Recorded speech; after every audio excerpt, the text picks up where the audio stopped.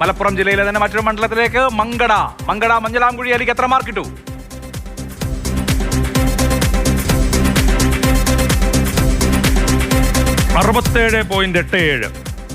Rank 68.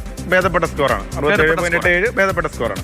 അദ്ദേഹം വളരെ പരിണിതപ്രജ്ഞനായ ഒരു MLA ആണ്. എന്തായാലും മങ്കടയിൽ എന്തെങ്കിലും അട്ടിമറിക്ക് സ്കോപ്പ് ഉണ്ടോ?